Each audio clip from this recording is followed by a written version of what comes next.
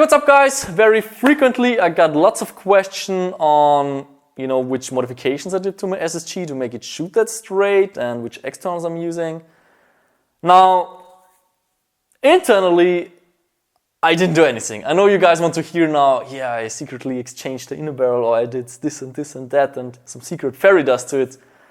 It is completely stock. The only thing that I changed internally is the hopper bucking, because I shot around maybe 40,000 rounds through this thing, or 30,000, and of course, after some time you have to exchange the hopper rubber since it's a piece that's going to whir.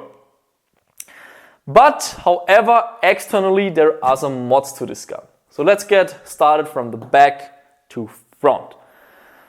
Now, because I don't like the sling fuel attachments of all M700 style sniper rifles out there, so VSO10, M24, what else is out there? You know what I mean, just the rifles that have the sling attachments on the bottom. I always change it. On my VSO10, also on this rifle. So what I want to achieve is that when I let the rifle fall into the sling, I want it to hang naturally. It shouldn't twist in any weird direction like it usually does with the standard sling seals. I want it to hang just like this. I can draw my sidearm, it's not in the way. If I, bend down, it also bends with me. I can put it on my back fast, and also here, it's hanging naturally. Now, how did I do this? Quite simple. The basic mod comes from Fabi, by the way, so I have to give credit to him. But it's, nothing fancy. It's just a P90 sling mount made by Magpul. It's a really sturdy one. Can highly recommend it, even though it's super expensive. But it's going to last. The sling right here is some just random sling lying around. It's nothing fancy. It's very simple. Has this adjustment buckle right here. And then I just looped it through the rail itself. This way there's nothing that, no metal, touching metal, that it's making some sounds when you're moving. This sling cannot make sounds. Doesn't matter how I move it. And that's what I like about it. The next thing I did is I had to modify the rail to make the scope fit, because I wanted to have the super lowest profile scope possible.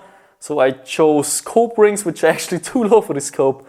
And therefore I had to mill away, or Dremel away, because I don't have a milling machine. I had to remove some of the Picatinny rail. So right here you can see it's sanded down. Just use the file and remove that. So this way the scope still fits with a little gap right here. The scope that's on top is a completely random scope that I bought in Taiwan. I think it was like 60 bucks, nothing special. Diameter of 50 millimeters right here, and it has a 3 to 9 times magnification. The main reason why I picked it is because I think it looks really cool on the SSG. It just kind of, fits the optic because it's kind of sick, just like the barrel. And also because I can adjust the scope here. And I don't need any tools, I can just do it in the field. If I recognize, okay, I bumped the scope into something and it's not zeroed anymore, I can just adjust this. However, if you, do happen to have a real scope, you don't really need this, because those scopes usually don't lose their zero. Magnification is 3 to 9 times, which is pretty much perfect for airsoft, I think.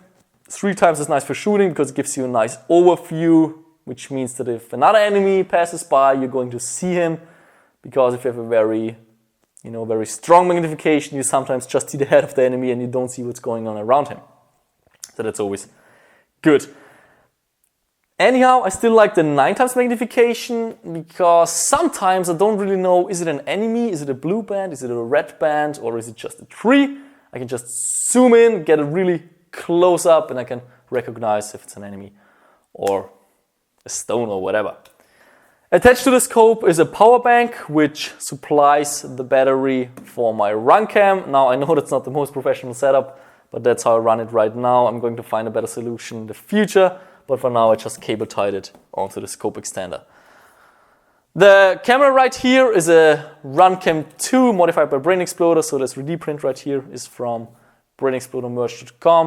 You can buy it together with the entire camera and the lens and everything pre-installed already. Then the whole thing is mounted onto this 30mm scope ring with Picatinny rail on top, so I can just mount it to the barrel, which I like a little bit more than on top of the gun, because it is closer to the barrel, which means that if here is a leaf or something, it's not in the way of the camera, because that's the case if the camera is on top here. That's why I keep it like this. Then here in front, I just have the opposite of this. So inside here, you can fit a 20mm Picatinny rail, and that's where I mount the selfie cam extender with the GoPro right here.